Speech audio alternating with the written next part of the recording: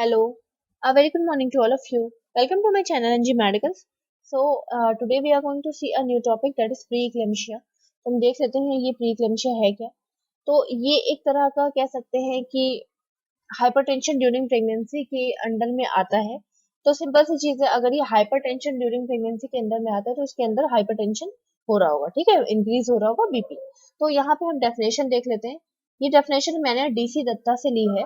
सो कह सकते हैं कि ये एक तरह का मल्टीपल ऑर्गन डिसऑर्डर है. यहाँ पे आप देख लो, इन्होंने बताया हुआ है कि ये एक तरह का मल्टीपल ऑर्गन डिसऑर्डर है. ठीक, तो मल्टीपल ऑर्गन डिसऑर्डर से इसलिए कहा गया है क्योंकि इस कंडीशन में एक्चुअली होता क्या है कि जो हमारी किडनी होती है, किडनी जो हमारी है लीवर की तरह बन गई है, बट हमारी जो किडनी होती है, किडनी में प्रॉब्लम आती है, हमारी आई में प्रॉब्लम आती है, ठीक है, हमारी आईज में प्रॉब्लम आती है, आई के साथ साथ हमारे कह सकते हैं ब्लड वेसल्स में भी प्रॉब्लम आती है, हमारे हार्ट में भी प्रॉब्लम आती है. ठीक है, प्रीक्लेम्शिया में इतनी सारी चीजों में प्रॉब्लम आती है.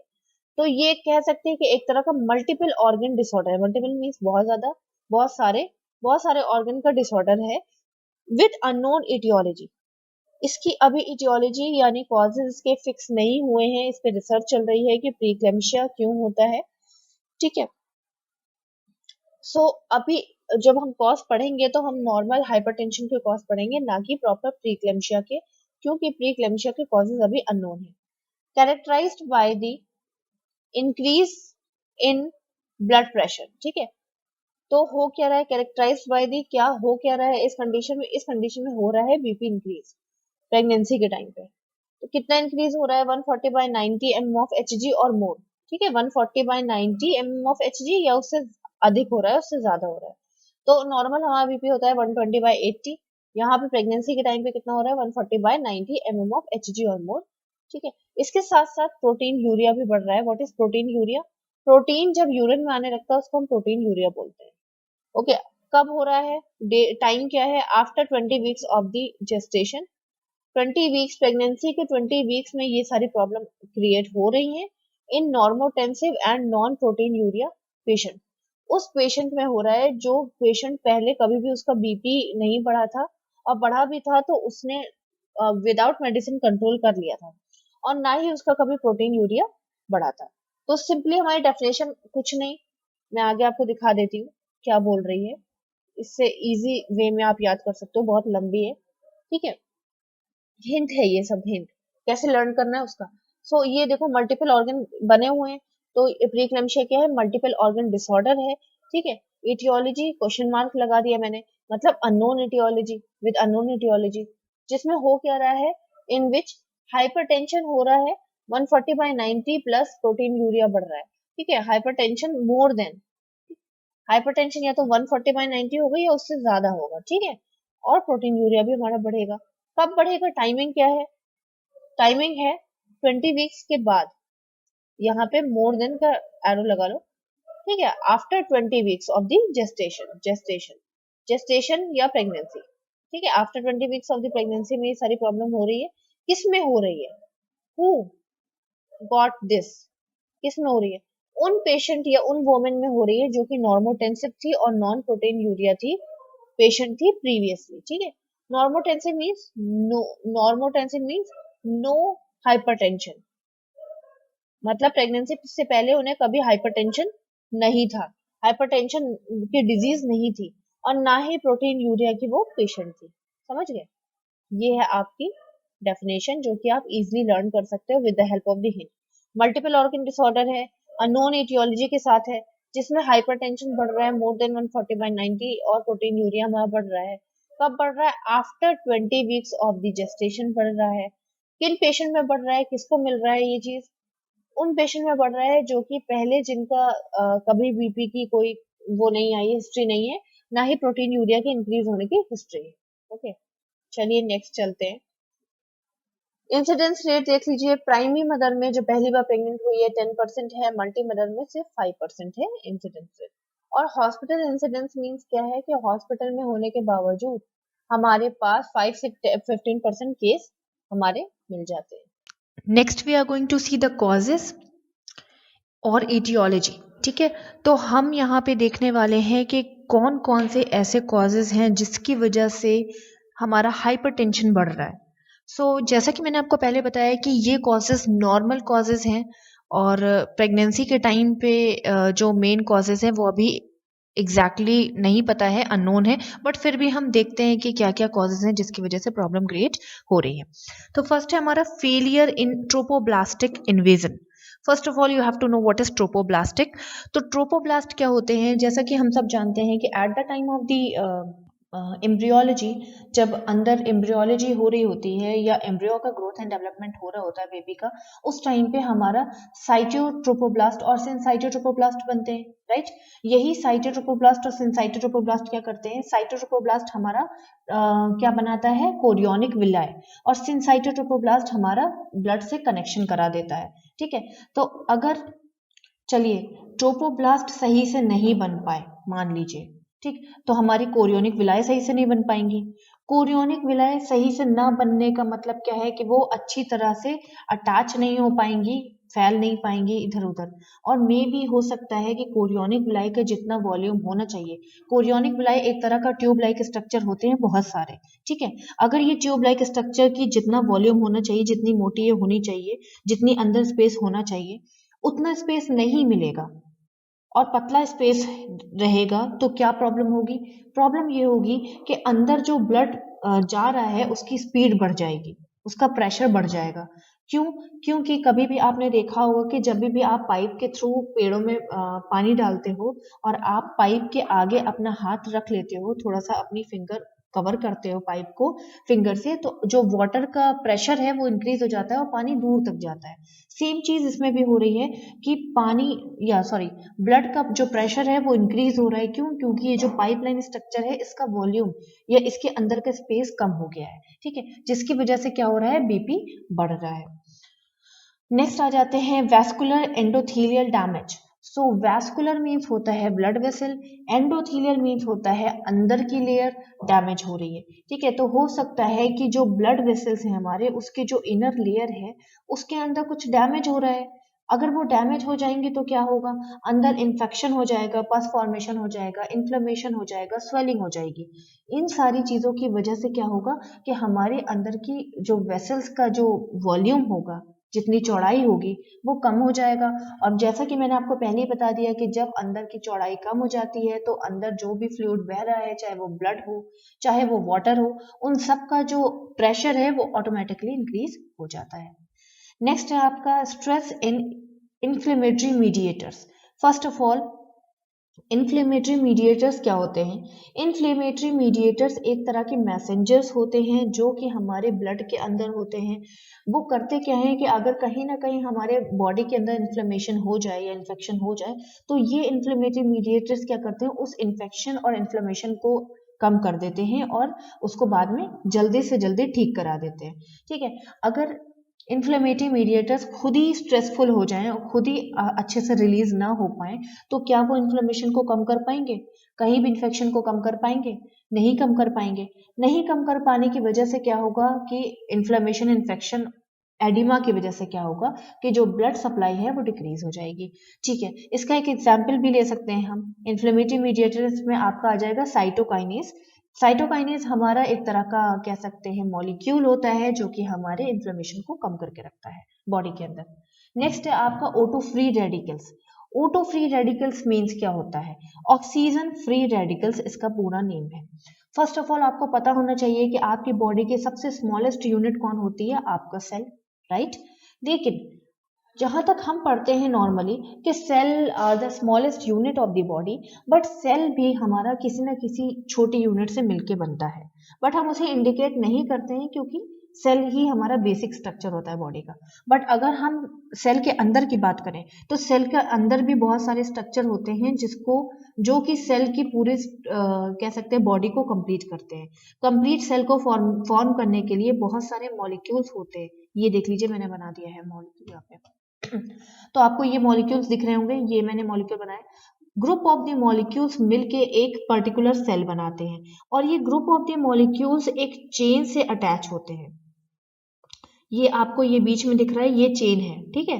तो ये मॉलिक्यूल्स ऑक्सीजन इनके पास ऑक्सीजन होता है, ठीक है। तो जब तक ये अपनी चेन से अटैच होते हैं सेल के अंदर, तो ये सेल को अच्छे से ऑक्सीजन के लिए, लाइक ऑक्सीजन उनको चाहिए होता है, सेलुलर ऑक्सीजन उनको चाहिए होता है, ठीक है। और अच्छे से ऑक्सीजन भी देते हैं, प्लस अच्छा सा काम करते हैं, सेल अपना प्रॉपर अच्छा फंक्शन करता है। मान लीजिए किसी भी डिजीज के आने की वजह से, किसी भी इंफेक्शन के आने की वजह से इनकी ये चेन टूट गई। मान लीजिए मैंने इस चेन को यहाँ और यहाँ से तोड़ दिया, यहाँ पे ब्रेक हो गई, यहाँ से ब्रेक हो गई, यहाँ से ब्रेक हो गई, तो क्या होगा, ये वाला जो मॉलिक्यूल है ये फ्री हो जाएगा, क्योंकि दोनों तरफ से चेन टूट गई है। ये फ्री मॉलिक्यूल को ही हमने ऑक्सीजन फ्री रेडिकल्स बोल दिया है। ये फ्री मॉलिक्यूल को ही हमने ऑक्सीजन फ्री रेडिकल्स बोल दिया है। अब इसने जब अपनी चेन तोड़ दी है, तो ये बगावत पे उतर आया है। तो अब आप ये समझ लो कि ये जहां जहां भी जाएगा, सिंपल सी चीज है, सेल से छोटी यूनिट है, ये सेल से छोटी है, ठीक है, तो ये कहीं पर भी जा सकता है, ये आपके ब्लड वेसल्स के अंदर भी जा सकता है। ये जहां जहां भी जाएगा वहां वहां ब्लड वेसल्स को हार्म करता हुआ जाएगा। मान लीजिए यहाँ पे टच हुआ, फिर ये ऐसे ऐसे जाता गया ब्लड के साथ, फिर ये यहाँ पे आकर के टच हुआ, फिर ये जाता गया ब्लड के साथ, फिर ये यहाँ पे आकर टच हुआ। तो जिस जिस जगह पे ये टच हो रहा है ऑक्सीजन फ्री रेडिकल, वहां वहां पे इन्फ्लेमेशन हो जाएगा, और इन्फ्लेमेशन की वजह से आपको तो पता ही है अंदर ऑब्स्ट्रक्शन हो रहा है, पस फॉर्मेशन वगैरह हो रहा है, ठीक है। This is oxygen free radical. I think आपको क्लियर हुआ होगा। नेक्स्ट है आपका पॉलीजेनिक डिसऑर्डर। पॉली मीन्स होता है ज्यादा, ठीक है। जेनिक मीन्स होता है जीन, ठीक है। वन से ज्यादा जीन में अगर कोई डिसऑर्डर हुआ तो उसे हम पॉलीजेनिक डिसऑर्डर बोलेंगे। फॉर एग्जाम्पल, ये कोई प्रेग्नेंट लेडी है, इसके अंदर पॉलीजेनिक डिसऑर्डर हो रखा हुआ है। इसका मतलब है कि एक से ज्यादा जीन में डिसऑर्डर हो रखा हुआ है इसके लेडी के अंदर। तो अब इसके पास बहुत सारी डिजीज कंडीशन आ सकती है, जैसे किडनी फेलियर भी हो सकता है, कार्डियक फेलियर भी हो सकता है, बीपी इंक्रीज भी हो सकता है, कार्डियक ऑब्स्ट्रक्शन भी हो सकता है, ठीक है। तो ये इसका जेनेटिक डिसऑर्डर है। अगर इस कंडीशन की कोई वुमेन है तो उसका ये डिसऑर्डर जो है वो बहुत कॉमन है, और वो हाइपरटेंशन को इंक्रीज करने के लिए प्रोग्रेस कर सकता है। नेक्स्ट है आपका कोएगुलेशन एबनॉर्मेलिटीज। कोएगुलेशन एबनॉर्मेलिटीज में आ सकता है आपका कि एक्स्ट्रा कोएगुलेशन हो रहा है, एक्स्ट्रा खून जम जा रहा है, जिसकी वजह से क्या हो रहा है कि हमारा जो थ्रोम्बस फॉर्मेशन हो रहा है वो कहीं आर्टरी वेन में हो जा रहा है। अब थ्रोम्बस फॉर्मेशन क्या होता है, क्लॉट फॉर्मेशन हो जाता है, ठीक है। अगर यहाँ पे क्लॉट फॉर्मेशन में कर देती हूँ तो इसमें स्पेस कितनी बची, सिर्फ इतनी बची निकलने के लिए ब्लड, तो ब्लड प्रेशर क्या हो जाएगा, इंक्रीज हो जाएगा। ओके, आई थिंक आपको क्लियर होंगे कॉजेस। आगे देख लेते हैं, दिस इज पैथोफिजियोलॉजी। तो मैंने किसी एक कॉजेस की ही पैथोफिजियोलॉजी एक्सप्लेन कर रखी हुई है, बिकॉज ऐसे तो बहुत सारे कॉजेस हैं और अलग अलग कॉजेस अलग अलग तरह का फंक्शन कर रहे हैं, ठीक है। तो इसमें मैंने ले लिया है ऑक्सीजन फ्री रेडिकल वाला कॉज। ऑक्सीजन फ्री रेडिकल की वजह से क्या हो रहा है कि वो जहां जहां जा रहा है, मैंने आपको बता दिया, वो वहां वहां पे क्या कर रहा है, ब्लड वेसल्स को हार्म कर रहा है। हार्म इन द सेंस वो क्या कर रहा है, एंडोथेलियल सेल्स को क्या कर रहा है, इन्फेक्शन पहुंचा रहा है। इन्फेक्शन के साथ इन्फ्लेमेशन हो रहा है, इन्फ्लेमेशन के साथ थ्रोम्बस फॉर्मेशन या ऑब्स्ट्रक्शन हो रहा है, जिसकी वजह से बीपी बढ़ रहा है। नेक्स्ट है आपका क्लिनिकल मैनिफेस्टेशंस। तो क्लिनिकल मैनिफेस्टेशन या साइन एंड सिम्टम्स देख लेते हैं। तो हमारा प्री क्लेम्शिया के जो क्लिनिकल मैनिफेस्टेशन है वो ऑलरेडी दो पार्ट में डिवाइड है, एक है माइल्ड एंड दूसरा है मॉडरेट, सॉरी सीवियर, ठीक है। तो माइल्ड क्लिनिकल मैनिफेस्टेशन, तो फर्स्ट ऑफ ऑल मैं आपको बता दूं कि ये दो पार्ट में क्यों डिवाइड है। एक्चुअली ये दो पार्ट में इसलिए डिवाइड है क्योंकि हमारा जो प्री क्लेम्शिया है, प्री क्लेम्शिया वो खुद में ही दो पार्ट में डिवाइड है। प्रीक्लेम्शिया इज ऑफ टू टाइप, दो टाइप का होता है, एक होता है माइल्ड और दूसरा होता है सीवियर। तो जो माइल्ड वाला प्रीक्लेम्शिया है उसमें हमारा बीपी मोर देन या 140/90 बढ़ जाता है, 140/90 से बढ़ता है हमारा 160/10 तक बढ़ जाता है, ठीक है। 140/90 से इंक्रीज होना शुरू होगा, कहाँ तक जा सकता है, 160/110 तक जा सकता है, ठीक है। ये हो गया हमारा माइल्ड प्रीक्लेम्शिया। मॉडरेट सीवियर प्रीक्लेम्शिया क्या है, मोर देन 160/110 बीपी जा रहा है प्रेगनेंसी के टाइम पे। कब जा रहा है, after 20 weeks of the pregnancy, 28 weeks of the pregnancy में जा रहा है, ठीक है। So this is type of the preeclampsia, mild and severe. Mild में मैंने आपको बता दिया 140/90 से जाएगा 160/110 तक जाएगा mm of Hg BP, और यहाँ सीवियर में कितना जाएगा, मोर देन 160/110 तक जाएगा BP। ओके, तो यहाँ इसी के बेसिस पे हम माइल्ड सिम्टम देख लेते हैं एक बार। तो माइल्ड में हमारे अंदर सिंपल सी चीज है कि सिर्फ बीपी तो नहीं बढ़ रहा था ना, प्रोटीन यूरिया भी बढ़ रहा था। तो प्रोटीन यूरिया के बढ़ने की वजह से क्या होता है, जो हमारी किडनी का फिल्ट्रेशन रेट है वो डिक्रीज होने लगता है। तो आपको पता है कि हमारी किडनी अननेसेसरी और कह सकते हैं कि वेस्ट मटेरियल को यूरिन के थ्रू बाहर निकाल देती है, और अगर किडनी का फिल्ट्रेशन रेट ही कम हो जाएगा तो क्या होगा, अननेसेसरी और हार्मफुल चीजें हमारे बॉडी में इनबिल्ड होने लगेंगी, और हमारा जो फ्लूइड जो निकल जाना चाहिए था वो फ्लूइड क्या हो जाएगा, कहीं ना कहीं रिटेन होने लगेगा। तो जहां जहां भी ये फ्लूइड रिटेन होने लगेगा वहां वहां पे एडिमा हो जाएगा, स्वेलिंग हो जाएगी। तो यहाँ देख लेते हैं कॉमन साइट। देखिए एंकल एडिमा होगा, क्यों, क्योंकि देखिए प्रेगनेंसी के टाइम पे मदर का वैसे वेट बढ़ जाता है, तो सारा वेट किस पे आता है, हमारे एंकल्स पे आता है, ये देखिए इस एरिया पे आता है। तो ऑलरेडी यहाँ पे वेट बढ़ा हुआ था, ऑलरेडी उसको स्वेलिंग हो रखी थी, बट एंकल एडिमा इसलिए भी हो रहा है क्यों, क्योंकि यहाँ पे फ्लूइड रिटेंशन ज्यादा हो रहा है। देन ग्रेजुअली यहाँ पे और क्या चीजें हो रही हैं, फेस पे भी एडिमा हो जाएगा, एब्डोमेन वॉल में भी एडिमा हो जाएगा। यहाँ पे इन सारी जगह पे फ्लूइड रिटेंशन के चांसेस बढ़ जाएंगे, और एक टाइम ऐसा आएगा कि अगर ट्रीटमेंट नहीं किया गया तो होल बॉडी एडिमा भी हो सकता है। ओके, नेक्स्ट है आपका सीवियर सिम्टम, जिसको हम अलार्मिंग सिम्टम भी बोलते हैं। अलार्मिंग सिम्टम क्यों बोलते हैं, क्योंकि ये एक तरह का कह सकते हैं अलार्म है ना। अलार्म क्यों है, क्योंकि इसके बाद अगर ये सिम्टम्स हम हैंडल नहीं कर पाए तो क्या होगा, होगा ये कि प्री इक्लेम्शिया और ज्यादा सीरियस कंडीशन में चला जाएगा, जिसको हम इक्लेम्शिया बोल देते हैं। ठीक है, तो प्री इक्लेम्शिया में कन्वर्ट हो जाएगा, और इक्लेम्शिया में मदर को सीजर्स आने लगेंगे। सीजर्स आने लगेंगे तो मदर को कोई कंट्रोल नहीं कर पाएगा, और कंट्रोल नहीं कर पाएगा तो अंदर बेबी की डेथ हो जाएगी और मदर को इंजरी भी हो जाएगी, है ना। ठीक है, इस वजह से हम इसे अलार्मिंग सिम्टम बोलते हैं, कि इन सिम्टम के बाद ये एक तरह के अलार्म है कि इसके बाद हमारी कंडीशन ऐसी हो जाएगी कि मदर और बेबी को बचाने में बहुत मुश्किल हो जाएगी। ओके, तो अलार्मिंग सिम्टम में सबसे पहले देखिए यहाँ पे क्या क्या हो रहा है। सबसे पहले हमारा आई सिम्टम्स आएंगे। आई सिम्टम्स क्यों आएंगे, आई सिम्टम्स में पहले देखिए उसको ब्लर दिखने लगेगा, धुंधला सा दिखने लगेगा, देन उसको डिम दिखने लगेगा, हल्की लाइट दिखने लगेगी, उसके बाद उसकी विजन पूरी खराब हो जाएगी। मैंने यहाँ पे ऐड नहीं किया है, आप ऐड कर लेना, ब्लाइंडनेस हो जाएगी।